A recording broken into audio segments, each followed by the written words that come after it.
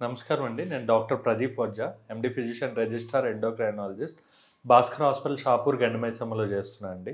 మనం ఇప్పుడు గుండెపోటు ఈ మధ్య బాగా ఎక్కువ అవుతుందనమాట. లైక్ మన చాలామంది నాకు ఇంటర్వ్యూలో అడుగుతున్నారు, మన ఇండియాలోనే ఎక్కువ గుండెపోటులు వస్తున్నాయా లేదా వరల్డ్ వైడ్ కూడా ఇలాగే వస్తున్నాయా అంటే, నిజం చెప్పాలి అంటే మన వరల్డ్‌తో కంపేర్ చేసుకుంటే, అంటే బయట కంట్రీస్‌తో కంపేర్ చేసుకుంటే ఈ ఈ మన ఇండియాలో మాత్రం గుండెపోట్లు అనేవి బాగా, అంటే హార్ట్ అటాక్ అన్నది బాగా పెరిగింది. అసలు ఇది ఎందుకు పెరిగింది? అసలు హార్ట్ అటాక్ అంటే ఏంటో డిస్కస్ చేద్దాం. ఇది మెయిన్‌గా పెరగడానికి కారణం, మెయిన్‌గా మీరు చూసుకుంటే కోవిడ్ తర్వాత ఈ గుండెపోటు ఒక ప్రాబ్లమ్ అనేది చాలా పెరిగిపోయిందనమాట. సడన్ కార్డియాక్ అరెస్ట్‌లు అవుతున్నాయి. లైక్ మెయిన్‌గా యంగ్ పీపుల్, అంటే తక్కువ ఏజ్‌లో ఉన్నవాళ్ళు 20-30 మధ్యలో ఉన్న వాళ్ళకి గుండెపోటు అన్నది చాలా కామన్‌గా ఈ మధ్య వింటూ ఉన్నాం. రీసెంట్‌గా హీరో చనిపోవడం జరిగింది. చిన్న పిల్లలు కూడా, అంటే లైక్ ఒక 11 ఇయర్స్ పాప చనిపోవడం జరిగింది. ఇలా మనకి చాలా మట్టుకు జరుగుతూ ఉందన్నమాట. దాని రియల్ రీజన్ అన్నది కోవిడ్ ఒక కారణం అయ్యుండొచ్చు. And at the same time మన జెనెటిక్స్ కూడా ఒక కారణం అండి. లైక్ ఫర్ ఎగ్జాంపుల్ ఇప్పుడు ఒబిసిటీ అనుకోండి. యూఎస్ అంటే ఒబీస్, అంటే లావుగా అయ్యే వాళ్ళంతా మ్యాక్సిమం యూఎస్ నుంచే ఉంటారు. వాళ్ళకి ఒబిసిటీ అనేది వాళ్ళ జీన్స్‌లో కామన్. లేదా ఆఫ్రికన్స్ ఉంటారు. ఆఫ్రికన్స్‌లో ఎయిడ్స్ అనేది కామన్. అలా ఒక్కొక్క కంట్రీలో ఒక్కొక్క హెరిడిటరీగా వాళ్ళకొచ్చే ప్రాబ్లమ్స్‌లో మన ఇండియన్ జెనెటిక్స్ ప్రకారం గుండెపోటు అనేది వెరీ కామన్. గుండెపోటు అనేది ఎందువల్ల వస్తుంది అంటే, మన ఇండియన్స్‌కి హార్ట్‌లో కొరనరీ ఆర్టరీస్ అని ఉంటాయి. అంటే మన హార్ట్‌కి బ్లడ్ సప్లై చేసేది ఏదైతే ఉంటుందో, అంటే హార్ట్ అనేది మన బాడీ అంతా బ్లడ్ సప్లై చేస్తుంది. అట్ ద సేమ్ టైమ్ తనకు తాను కూడా బ్లడ్ సప్లై చేసుకుంటుంది త్రూ కొరనరీ ఆర్టరీస్ అని చెప్పి.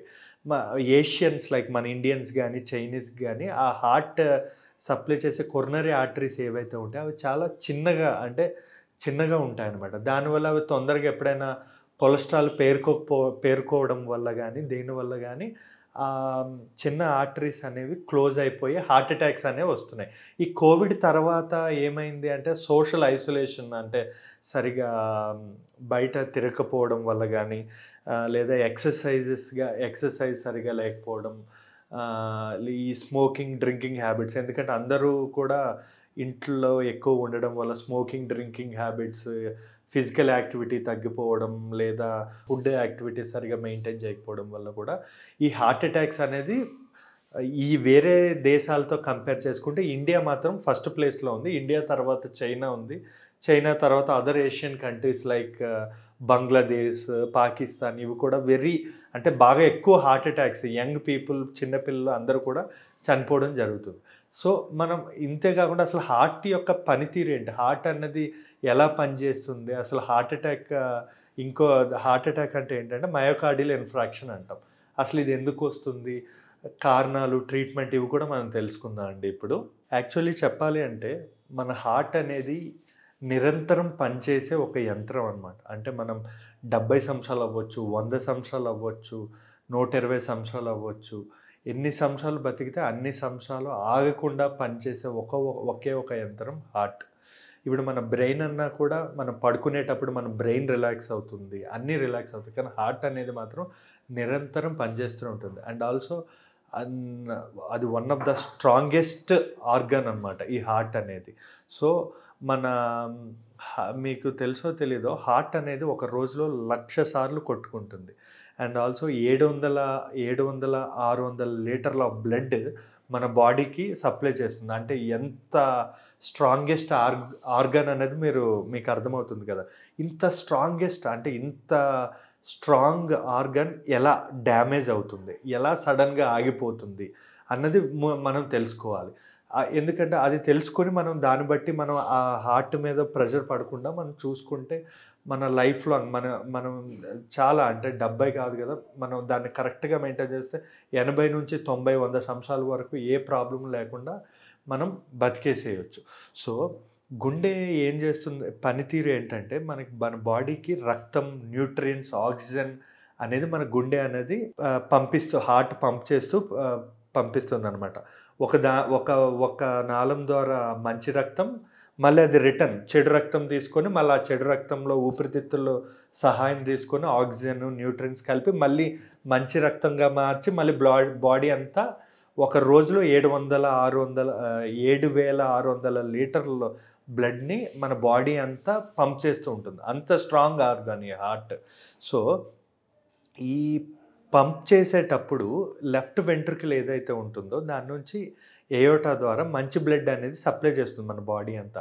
ఆ మంచి బ్లడ్ బాడీ అంతా సప్లై చేయడమే కాకుండా త్రూ కొరనరీ ఆర్టరీస్ ద్వారా మళ్ళీ తనకు తాను హార్ట్కి కూడా ఈ న్యూట్రియంట్స్, ఈ ఆక్సిజన్ ఇది అన్నది మన హార్ట్కి కూడా తనకు తానే సప్లై చేసుకుంటుంది. అదే కొరనరీ ఆర్టరీస్ అంటాం. ఈ కొరనరీ ఆర్టరీస్లో కొలెస్ట్రాల్ పెరగడం వల్ల అవ్వచ్చు, లేదా ఏదైనా అంతరాయం కలవడం వల్ల, అంటే దానికి వెళ్ళే రక్తంలో ప్లేక్స్, అంటే కొలెస్ట్రాల్ పెరిగి ప్లేక్స్ ఫామ్ అయ్యి రక్తం వెళ్ళకపోవడం వల్ల హార్ట్ మయోకార్డియం అంటాం అనమాట. ఆ హార్ట్ మజిల్ అనేది డ్యామేజ్ అయ్యి హార్ట్ అనేది ఆగిపోయే అవకాశం ఉంది. దాన్నే మయోకార్డియల్ ఇన్ఫ్రాక్షన్ అంటాం.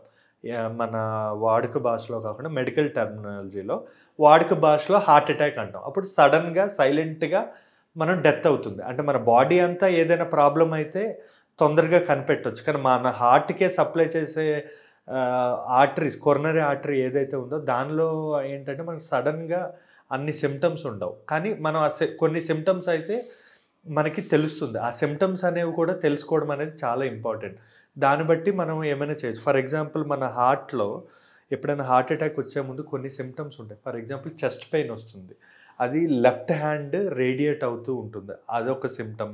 లేదా మెడలోకి ఆ నొప్పి అనేది మెడలోకి వెళ్ళడం కానీ, వామిటింగ్స్ అవ్వడం కానీ, మొత్తం చెమటలు పెట్టడం, అస్వస్థతకి గురవ్వడం, ఇలాంటి సిమ్టమ్స్ ఏమైనా కూడా అదే హార్ట్కి వెళ్ళే రక్తంలో ఏదైనా ప్లేక్స్ అంటే ఆగిపోవడం వల్ల ఇలా జరుగుతుంది. ఇవి ముందే మనం కనిపెట్టి మనం ముందుగానే స్టంట్ వేయించుకోవడం కానీ, యాంజియోబ్లాస్టీ కానీ ఇలాంటివి చేసుకోవడం వల్ల మనకి ఫ్యూచర్లో ఎప్పుడు ఒక్కసారి అది జరిగిందంటే మన ఫ్యూచర్లో కూడా మనం హార్ట్ అటాక్ని ఎరాడికేట్ చేయొచ్చు. ఈ హార్ట్ అటాక్ మనం రాకుండా తీసుకోవాల్సిన జాగ్రత్తలు ఏంటి అంటే, ఫస్ట్ థింగ్ మన కొలెస్ట్రాల్ లెవెల్స్ అన్నవి అదుపులో పెట్టుకోవాలి. దాన్నే అంటాం కదా, ఎక్కువ ఎల్డిఎల్ కొలెస్ట్రాల్, బ్యాడ్ కొలెస్ట్రాల్ పెరగడం వల్ల, ట్రైగ్లిజరైడ్స్ పెరగడం వల్ల, లేదా హెచ్డిఎల్ కొలెస్ట్రాల్, మంచి కొలెస్ట్రాల్ తక్కువ ఉండడం వల్ల, దీన్నే డిస్లిపిడిమియా అంటాం. వీటి వల్ల కూడా హార్ట్ అటాక్ వచ్చే అవకాశాలు ఉంటాయి. ఇవే కాకుండా బాగా డ్రింకింగ్, స్మోకింగ్, బాగా స్ట్రెస్కి లోనయ్యే వాళ్ళలో కూడా హార్ట్ అటాక్ వచ్చే అవకాశాలు ఉంటాయి. వంశపారంపరంగా కూడా మనకి హార్ట్ అటాక్స్ వస్తూ ఉంటాయి. లైక్ హెరిడిటరీ వల్ల కూడా వస్తుంది. ఒబిసిటీ, ఎక్కువ స్థూలకాయం వల్ల, బాగా లావుగా ఉండేవాళ్ళు, ఏజ్ 50 సంవత్సరాలు పైబడిన వాళ్ళు, షుగర్, థైరాయిడ్, బీపీ ఉన్నవాళ్ళు, లేదా లో ఫ్యాట్ అంటే తక్కువ లో ఫ్యాట్ ఫుడ్స్ తీసుకోవాలి ఎక్కువగా. And also high fibre diet, అంటే పీచు పదార్థాలు బాగా తీసుకోవాలి. రెడ్ మీట్ అంటే రెడ్ మీట్ అంటే కొవ్వు ఉన్న మీట్, ఫర్ ఎగ్జాంపుల్ మటన్ కానీ, బీఫ్ కానీ, ఇవన్నీ కూడా కంప్లీట్, లేదా నెయ్యి, వెన్న ఇలాంటివన్నీ తగ్గించుకోవాలి. ఇవే కాకుండా హై కార్బోహైడ్రేట్స్ తగ్గించాలి, లో కార్బోహైడ్రేట్ డైట్ తీసుకోవాలన్నమాట. ఈ డైట్ అంతా ఫాలో అయ్యి ఫిజికల్ యాక్టివిటీ అంటే కొంచెం ఎక్సర్సైజ్ చేయడం, లేదా బీపీ, షుగర్ ఇవన్నీ కంట్రోల్లో పెట్టుకోవడం వల్ల కూడా మనకి హార్ట్ అటాక్లు వచ్చే అవకాశాలు తక్కువ ఉంటాయి. ఇవన్నీ కూడా మన ఇండియాలో మెయింటైన్ చేస్తే ఖచ్చితంగా మన ఇండియా కూడా హార్ట్ అటాక్స్ తగ్గే అవకాశం చాలా ఉంటుందండి. Thank you.